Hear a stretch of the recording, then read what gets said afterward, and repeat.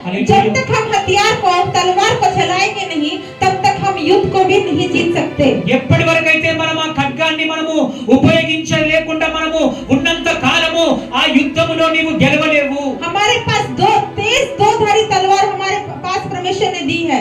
రెండంచుల గల వాడి గల ఖడ్గాన్ని దేవుడు నీకు నాకు అనుగ్రహించాడు। जो तलवार यीशु मसीह के मुंह से निकलती थी वही तलवार हमारे मुंह में भी डाली गई है। చూడండి యేసు ప్రభు ద్వారా ఆయన నోటి నుండి ఆ రెండంచుల గల వాడి గల ఖడ్గం ఎలా బయటకు వచ్చిందో అదే ఖడ్గాన్ని నీ నోట్లో నా నోటి నిండా దేవుడు పెట్టాడు। हालेलुया। हमने प्रकाशित वाक्य 1:16 में लिखा कि यीशु उसके मुंह से तेज दो धारी तलवार निकलती थी। ఆ ప్రకటన గ్రంథంలో మొదటి అధ్యాయం 16వ వచనంలో మనం చదివాం కదా, రెండంచుల గల వాడి గల ఖడ్గమైన నోటి నుండి బయటకు వచ్చింది ప్రియమైన। Same sword Jesus is given to you. అయితే యేసు ప్రభు దగ్గర ఏ ఖడ్గం అయితుండేనో అదే ఖడ్గాన్ని మీ దేవుడు మీకు ఇచ్చాడు। क्योंकि आत्मा की बातें शारीरिक मनुष्य को कभी भी समझ में नहीं आती।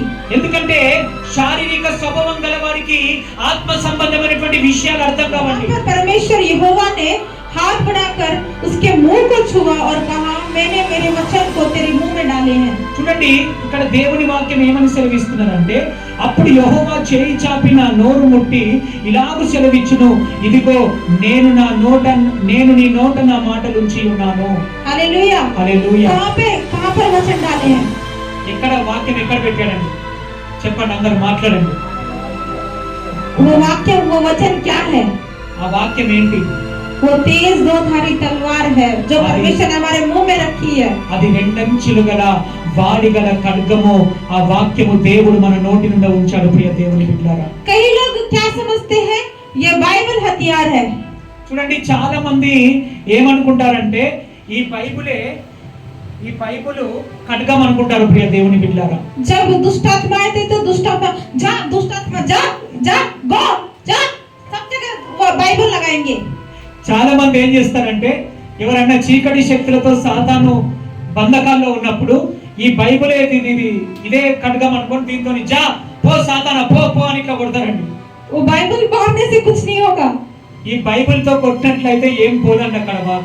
कुछ बीमारी आ जाएगी कुछ है तो बाइबल सिर के पास रख के सो जाओ बेड पे। చూడండి ఏదైనా రోగము ఏదైనా వ్యాధి బాధలు వచ్చినప్పుడు ఈ బైబిల్ని ఏం చేస్తారంటే తల దగ్గర పెట్టుకొని పడుకుంటారు, ఆ రోగం పోతుందండి।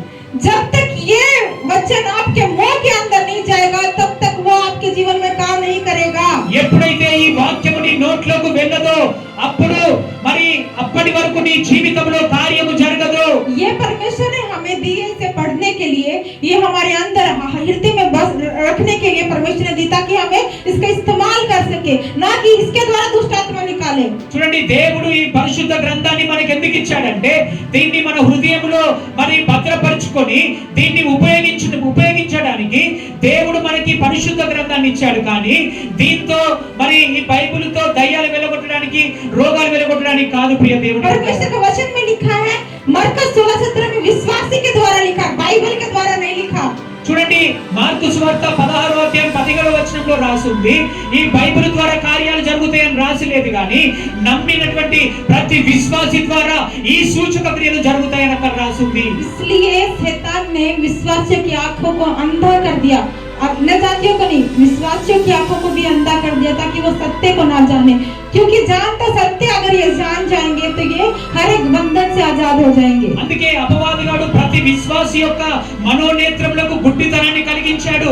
ఎందుకంటే ఎప్పుడైతే ఒక విశ్వాసి సత్యాన్ని తెలుసుకుంటాడో అప్పుడు వారు ప్రతి బంధకం నుంచి వారు విడిపించబడతారని తెలిసే మనోనేత్రాలన్నిటికీ వాడు గుడ్డితనాన్ని కలుగజేశాడు ప్రియ దేవుని। इसलिए भाई और बहनों सत्य को जानना बहुत जरूरी है। అందుకే ప్రియ సహోదరి సహోదరుడా వాస్తవాన్ని సత్యాన్ని తెలుసుకోవడం చాలా ప్రాముఖ్యం।